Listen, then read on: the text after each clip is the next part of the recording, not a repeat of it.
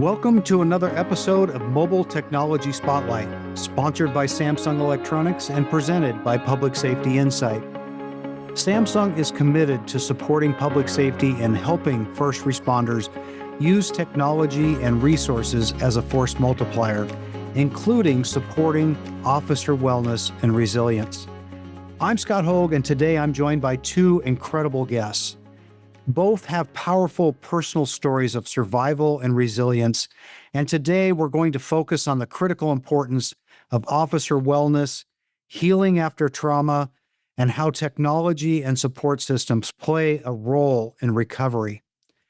First, we have Officer Britt Sweeney from the Seattle Police Department. She's currently a TAC officer at Washington State Criminal Justice Training Commission. Her law enforcement career began in 2009, and just a month into her field training, she survived a tragic ambush that claimed the life of her partner. This experience profoundly shaped her commitment to officer safety and wellness, and I'm really excited to hear her story today, but more importantly, about her journey of healing. And next, we have Keith Redland.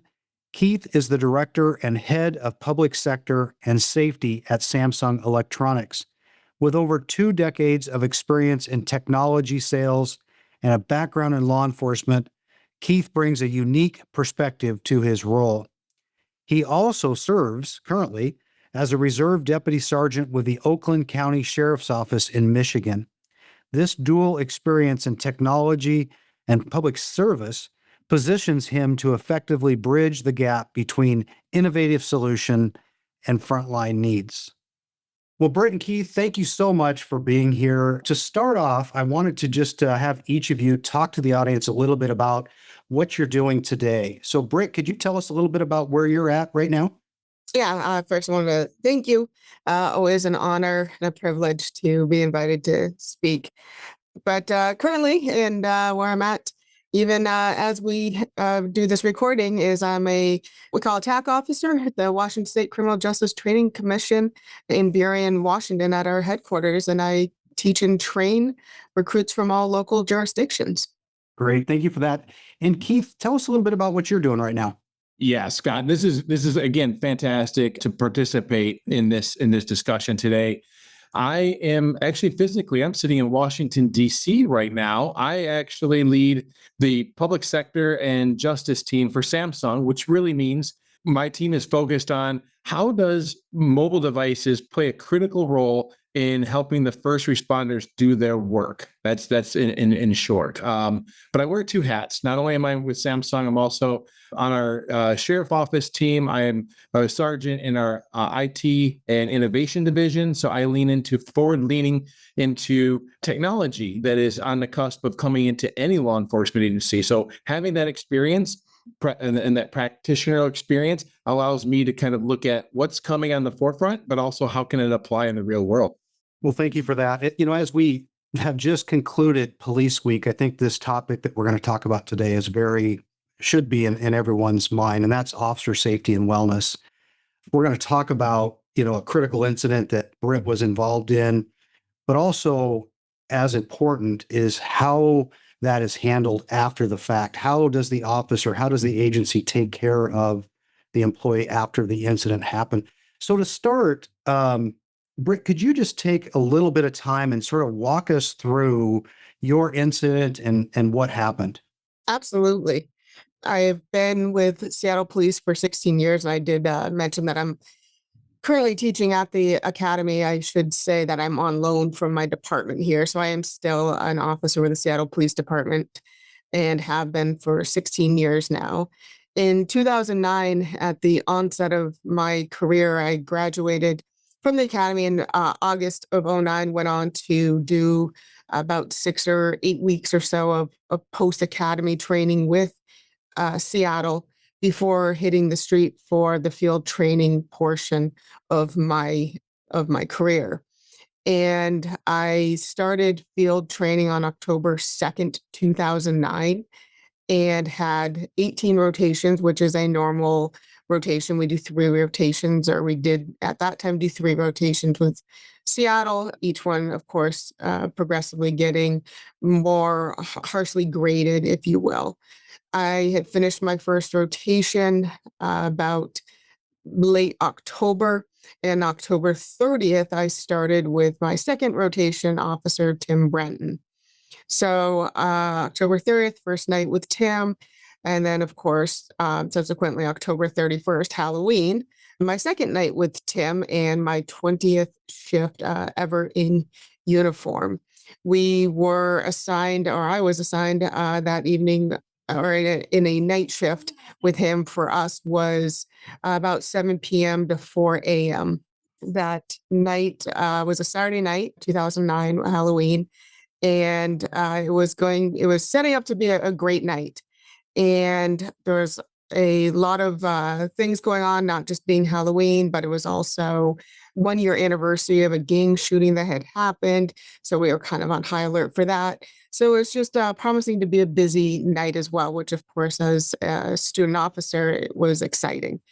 That evening, rolling around with Tim, we were on a traffic stop. Turned out to be a horrifically long traffic stop, partially because there was a lot of messy moving pieces on the traffic stop, but also because as a student officer, I didn't have the skill set to move through things very quickly.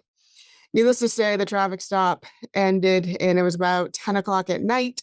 So your trick-or-treaters were kind of settling down and it was kind of getting to be more of the night partiers that were out. And I should say that for anyone who's familiar with Seattle, we were in the East Precinct, which is the Capitol Hill neighborhood.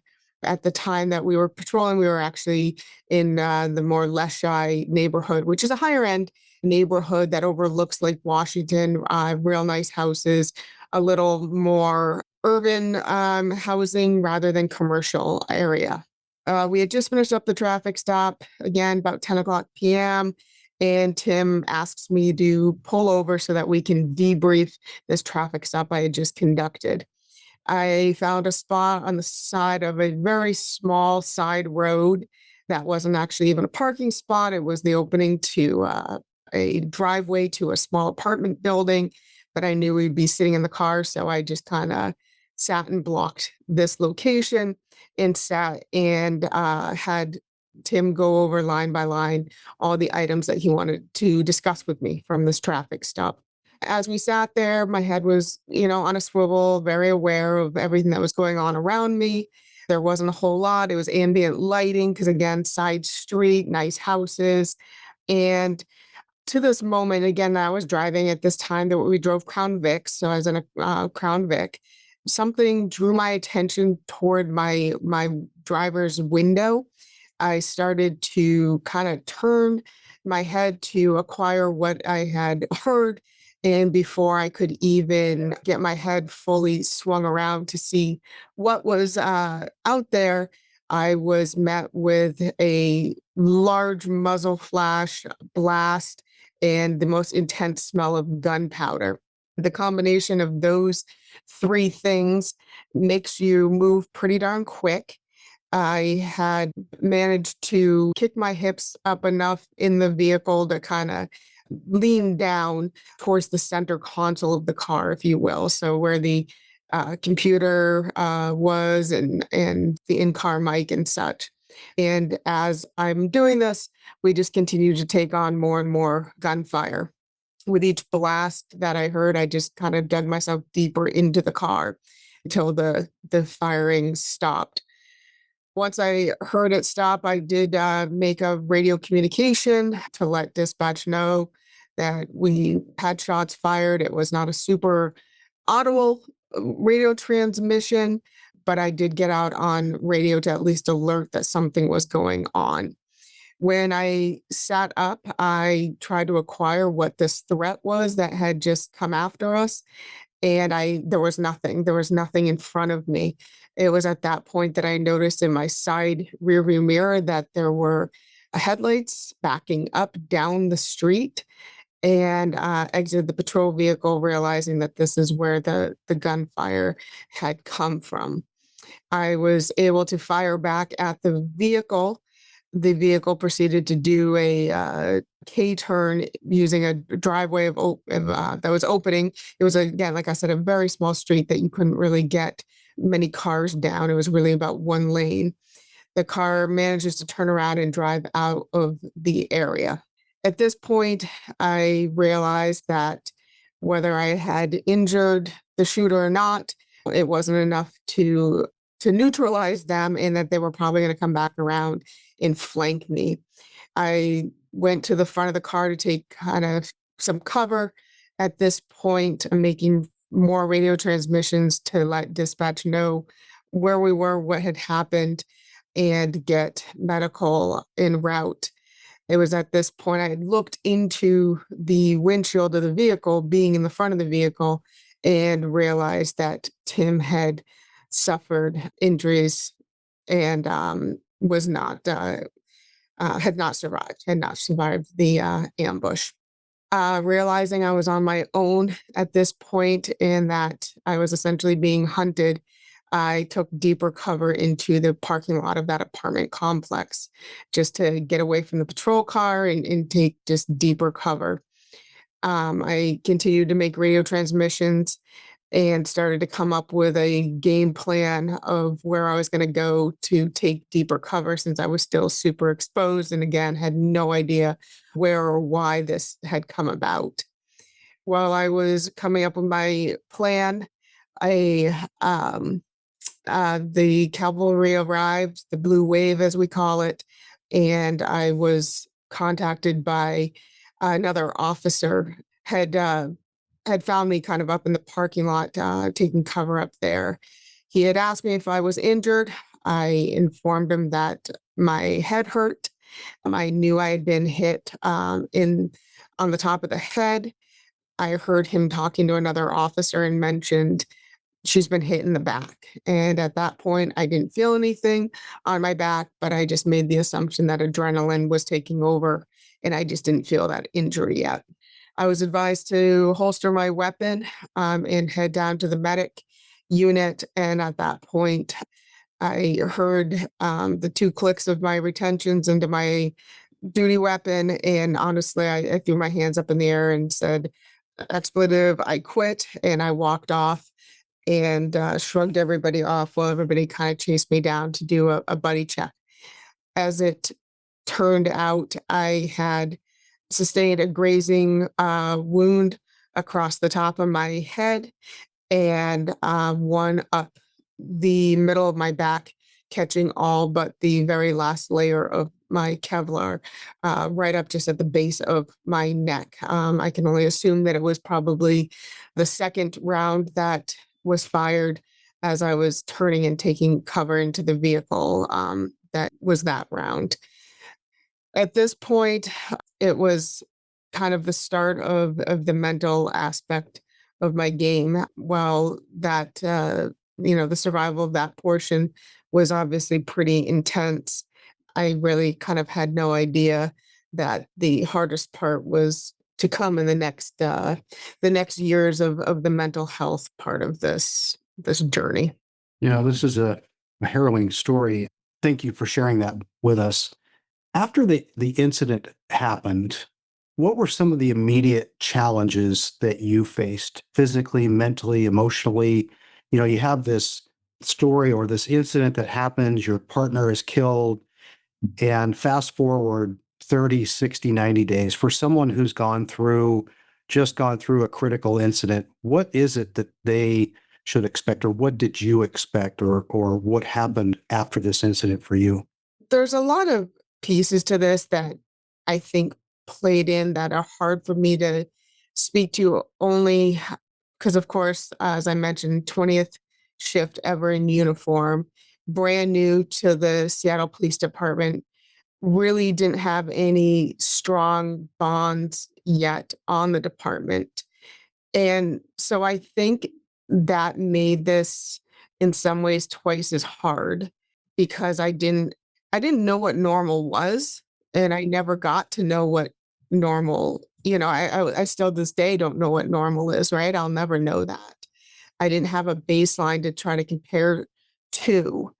So it was almost trying to now figure out, figuring out a baseline when all I've known is kind of this trauma trajectory.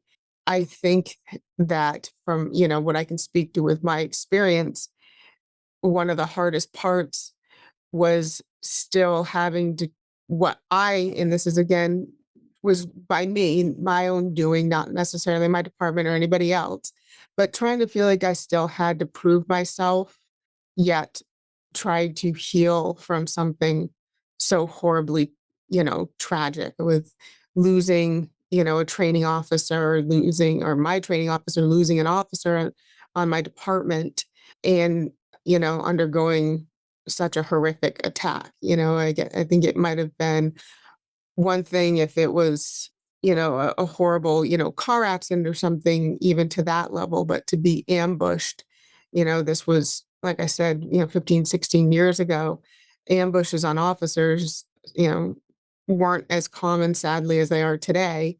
But this was just kind of an unheard of. So there was just so many missing or moving parts that I was trying to comprehend all at once. And I, again, not having the baseline, I just felt like I was out there trying to even, get some grounding. Hey, I just wanted to say something, Scott. So, a few years ago, I was involved into something similar, certainly not as, impactful directly. I was dispatched to a high school shooting, something that I thought would be my worst nightmare. And listening to your story, I believe that having to deal with, 20 days in uniform, you're out of the academy, everything they taught you had to have been, just in your muscle memory. Like, I need to get on the radio call. I need to pull my weapon. I need to defend myself. I need to check on my partner. All of those things were things that I know that when we went through the academy were, those are muscle memory things that you think about. Like, you have to believe in yourself that you're going to survive this. And the fact that, you didn't really even know you were wounded until some point after the initial effect took place. I know when we got our call, it was we knew we were going into a gunfight, right? So we were called to a high school with multiple shooters, known victims. So we were going in with a different mindset, almost like we were preparing ourselves for battle. Everything we taught on the other side of the perspective or the spectrum of, we're going in, this is how we're going to do it. And post incident, not to go deep into my incident, but post incident, I really felt this, like, I'm almost like on a numbing high feeling. Like, I went through something that you only read in textbooks or you were only taught to in academy, that this might, on a very small chance, ever come into your profession. And as we went through this as together, so I may have been like the eighth on the scene. So there was 8 of us initially.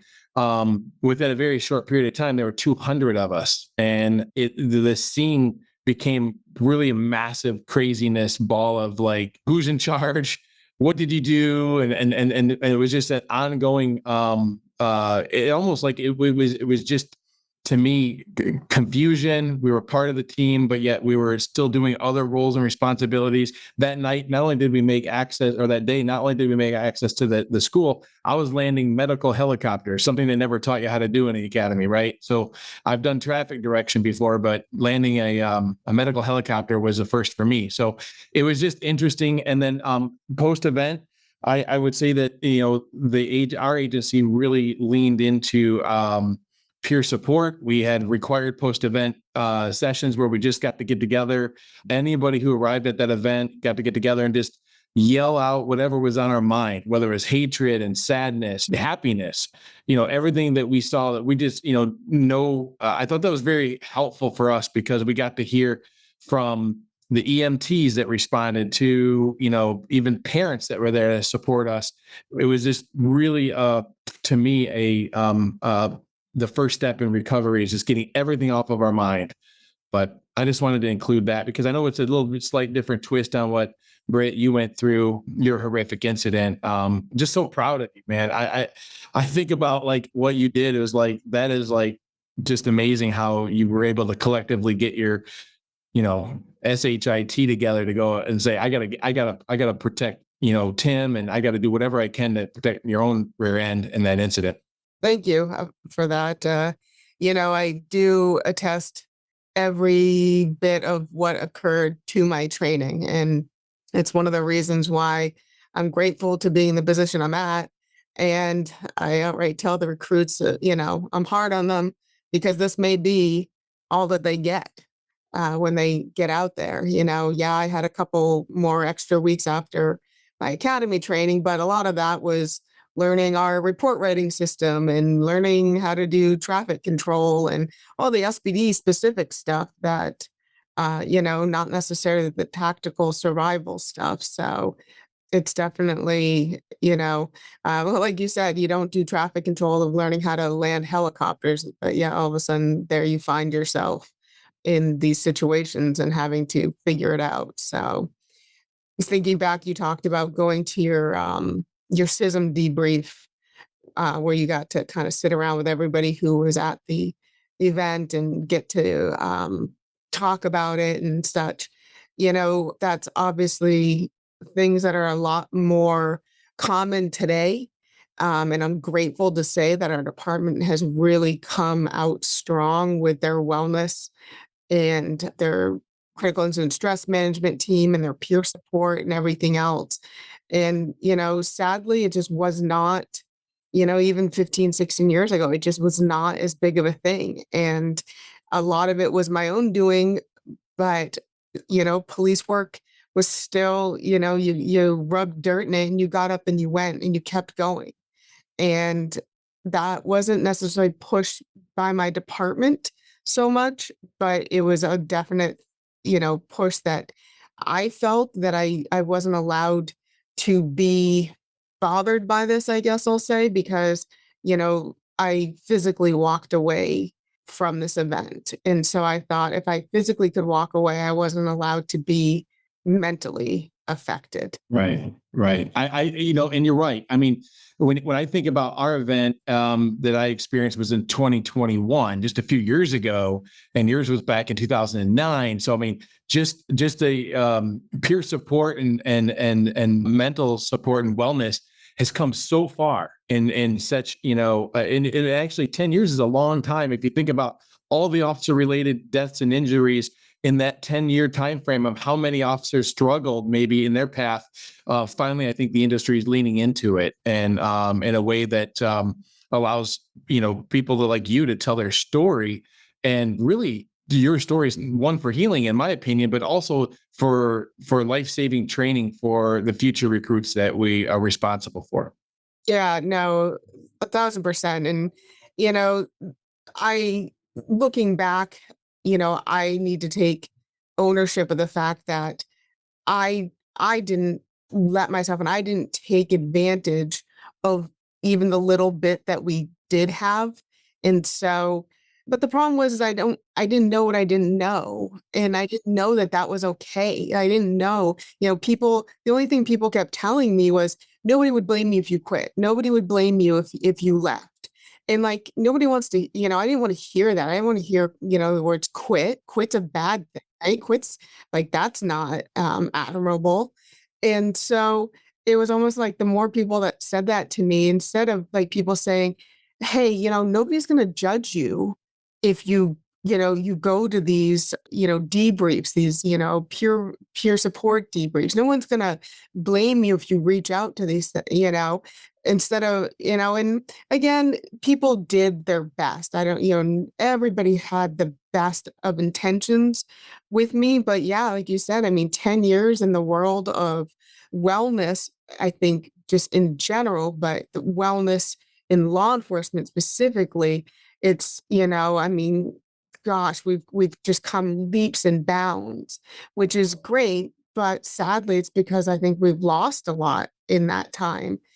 Yeah, I was just gonna say, like at the loss of these officers that have put themselves into harm's way because it's a job that they love to do, we learn these lessons and we're building on these, and they go into training material and videos. Now everything's recorded with body worn cameras, so there's even more situational awareness around these incidents, and they're used for training purposes. I have a question for you, like if and And I'll think about the same thing, maybe the same question, but the question I have for you is, what do you think, you know, what more could be done for agencies at maybe the recruit level, and are going through the academy? I know that you're training at the academy level.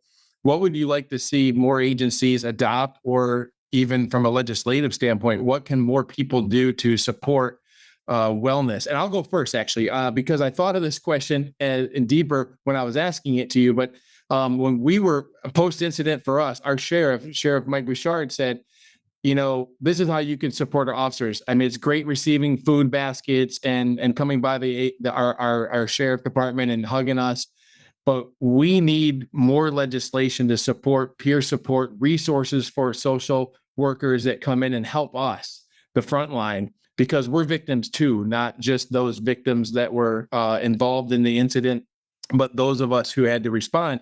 And I thought that was a really great, mature, careful response, because while most agencies ask for tools, right? Better vests, better cars, better maybe technology, just people who are trained to handle these incidents was an asset to us. And so we got 2 full-time, very trained personnel for our team. We have a team of 1,500 deputies, and they came in, and now we have 2 full-time positions just leaning into this. And that was a godsend for us.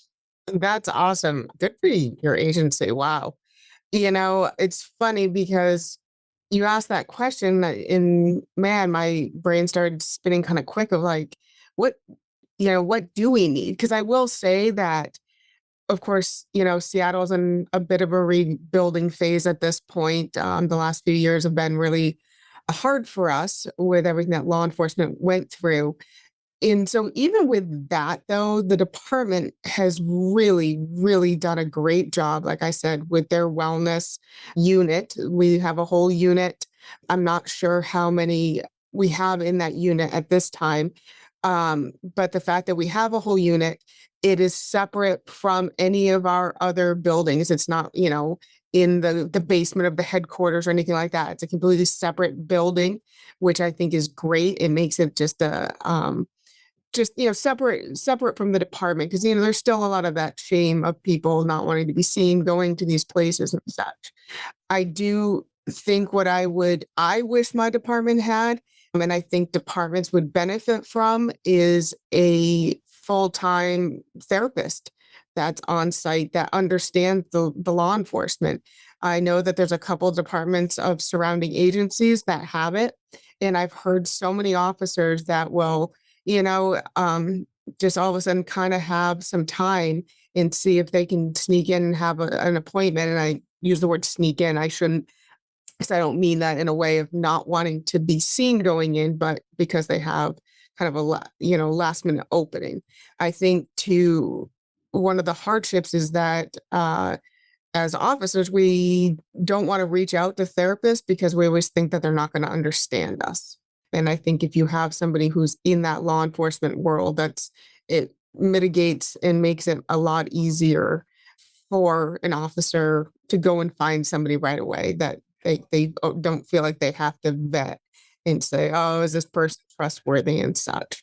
Right. Let me ask you a question. Like, often when I'm talking to chiefs and sheriffs around the country, we get into this jam session around technology, right? So they'll say, Keith, you've walked the line and you've done a lot of technology stuff. Where do you think law enforcement technology is going to go in 10 years? And that's like, wow, 10 years. I mean, if we think back, I think flip phones were just really popular 10 years ago.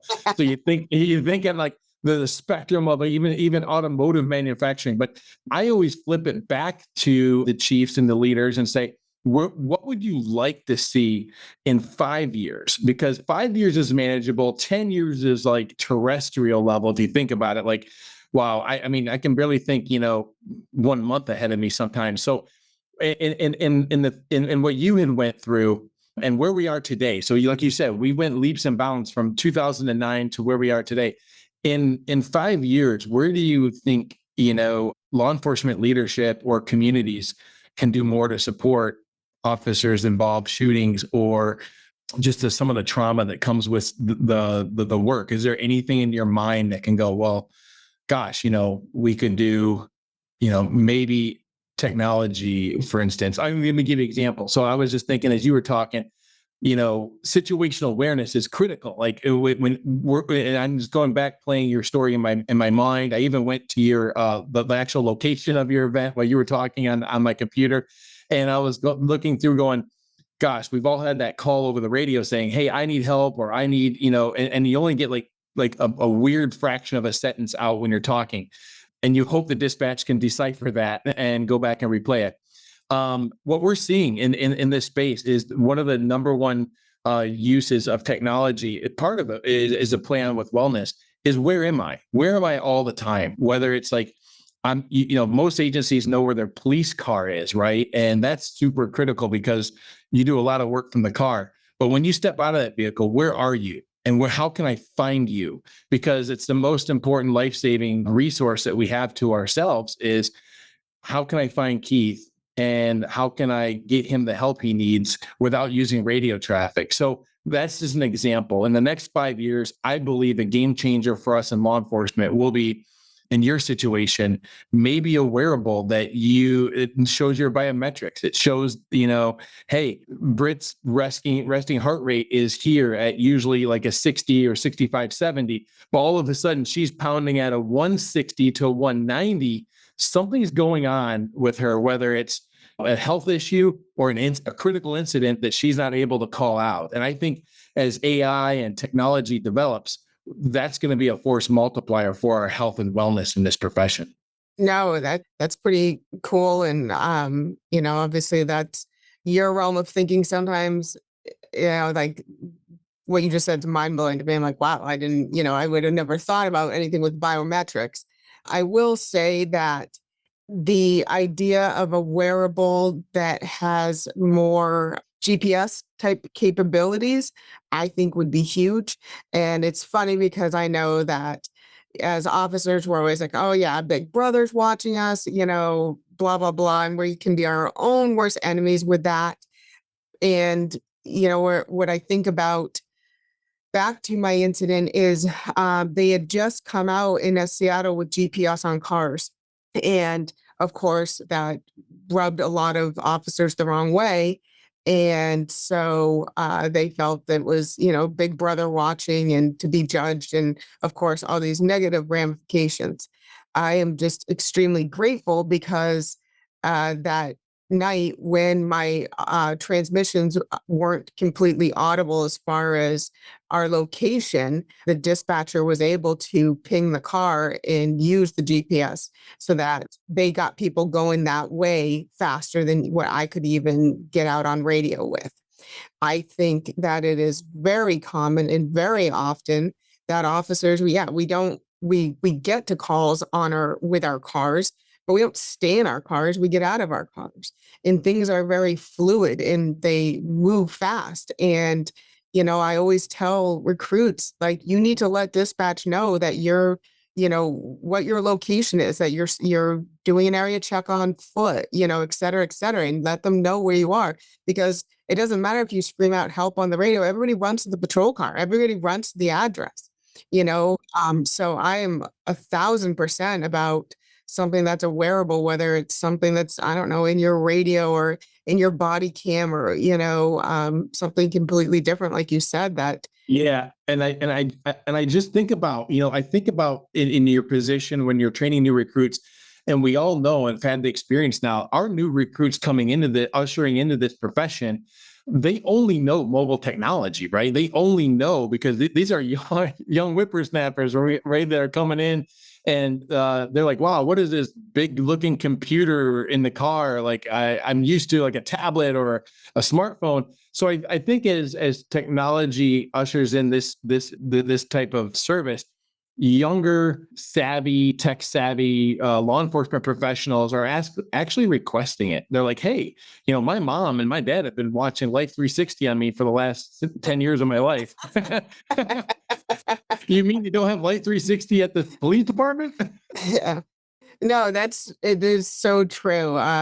The view of technology for the current average recruit now is way different. Yeah, they don't know life before Google, right?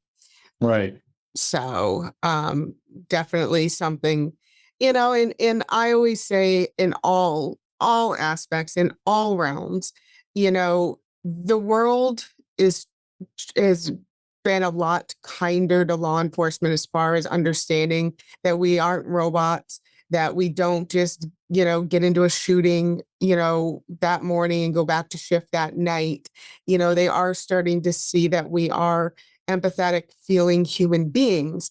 It is our job to be those empathetic, feeling human beings and to take advantage of all of these opportunities that are now being granted to us because people are understanding that us first responders were suffering mentally. So, I think we're in a lot of a transition phase of trying to also trust what is out there for us. But it is incumbent upon us as individuals to seek that out. And, we claim to be family and take care of each other.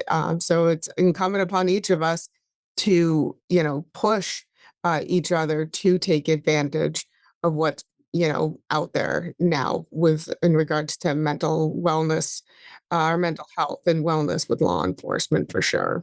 I think that's a great segue, Britt, to both of you. This has been a great conversation. In the last couple of minutes, I don't want to miss your healing journey. I think, the incident that you were involved in was harrowing and absolutely amazing the way you handled it. But I think equally as important is the way you have handled the journey of healing for yourself. And I just want to give you a minute or two to talk a little bit about when did an agency can offer all these different great programs or technology, whatever it is for officer safety and wellness, but there has to be at some point in time where we as the officer say, you know what, I'm willing to accept that. I'm willing to step outside the stigma of, it's not a sign of weakness to seek help, it's a sign of strength. Tell us a little bit about when did you recognize the need for wellness and what did you do to the extent you can share to get yourself where you are today? Well, as you well know, I always, talk about my journey and always also reference it as a trek because it definitely was that. The downfall for me, obviously, coming out of everything so early in my career, needing to prove myself, not wanting to really deal with any of it, I unknowingly just kind of shoved it away and pushed forward because I wasn't physically injured other than those two minor grazing wounds. So onward and upward was kind of my attitude. And, you don't know what you don't know. And the problem is, 10, 11 years into my career, I had I don't know if I want to say milestones, but this incident happened 2009. The trial for they did catch the suspect for this. The trial for that was in 2015. So yes, it was a long time. It kept things kind of at the forefront. I ended up becoming a detective in our force investigation team, investigating officer involved shootings. So it was kind of all these things kept the dust from being settled for long.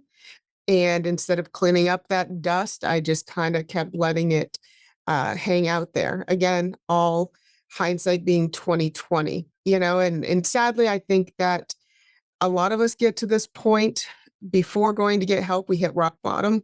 And the goal should be that we take care of this stuff before we bottom out.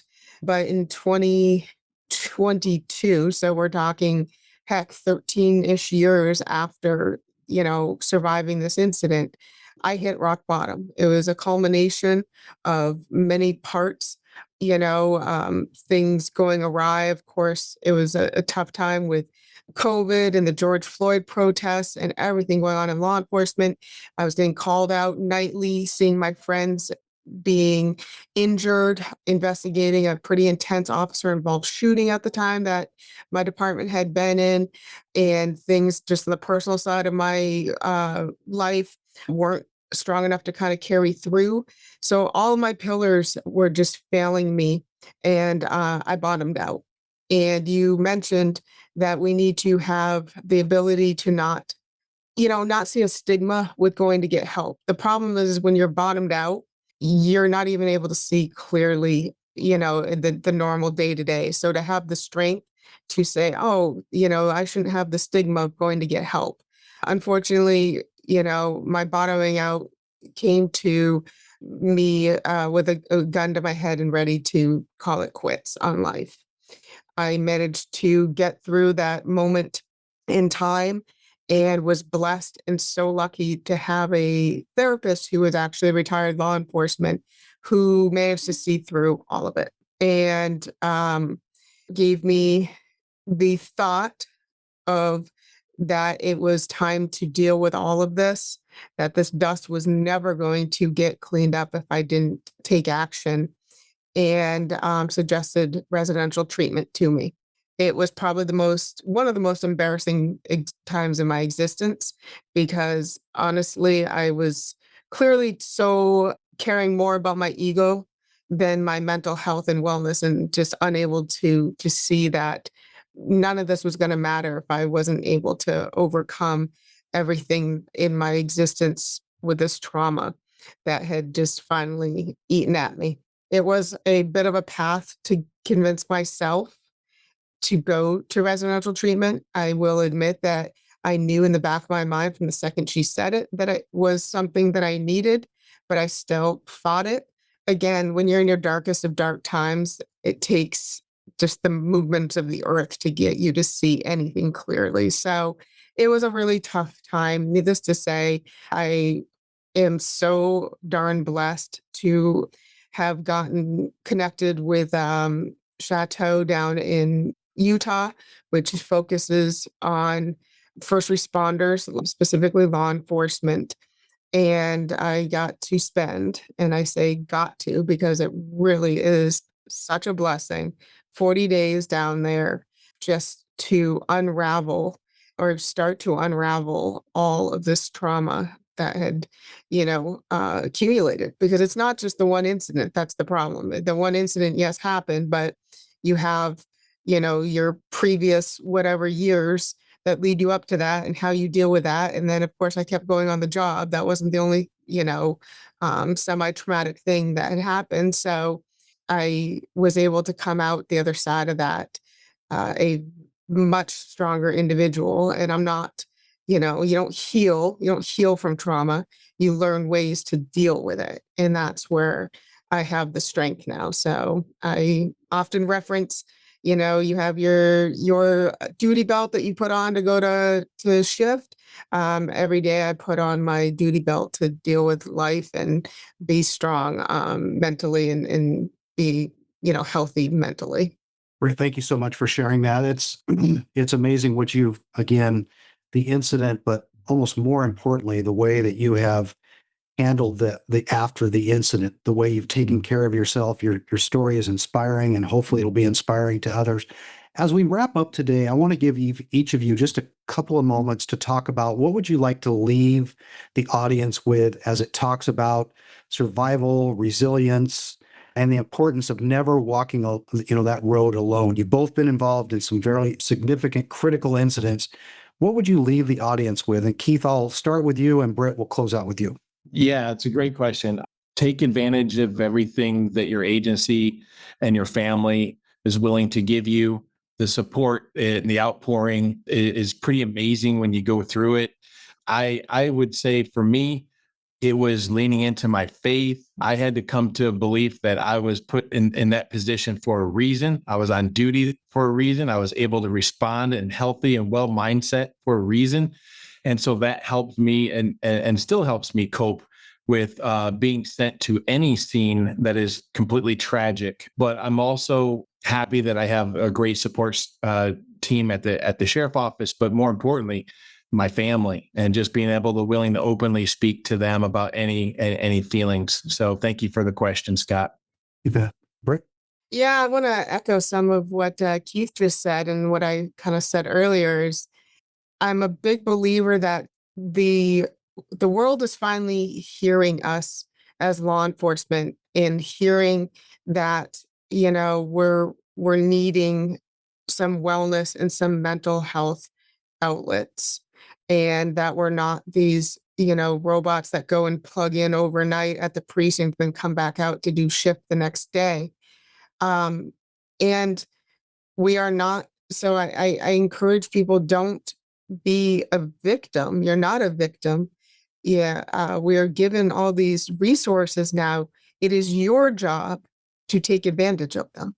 And I got to go and do 40 days at this, residential treatment that was of no cost to me because my insurance covered it. I never would have guessed any of this. So there's a lot of excuses out there for you not to take care of yourself, but I promise you there's 10 times more resources than you have excuses. Whether it's time or money or whatever excuse you want to come up with, there's just no comparison to living a mentally strong, healthy life. And it's not just your job to take advantage of these, it is your job to take care of, your fellow brothers and sisters and push them when you don't see them doing well. We're all in this together, and this is a blessing of a job to get to do. It's such an honor to do this job, but your main job is to be mentally well and healthy and start taking advantage of all these opportunities that are out there for us. Well, I just want to say thank you to both of you again for sharing your story. It's been very impactful. Hopefully it will allow someone to see the benefits and recognize that reaching out is not a sign of weakness, it's a sign of strength. I want to say thanks to Keith, for talking about Samsung's role and how technology is playing a role in officer safety and wellness, and how officers can stay connected and safe and supported. During the incident, we talked about wearables and how it provides location of where officers are at and provides that kind of safety, but also in long-term wellness as well. I'm so grateful for Samsung and the technology that they've created. Today's episode of Mobile Technology Spotlight was sponsored by Samsung Electronics. Stay safe, stay strong, and stay connected.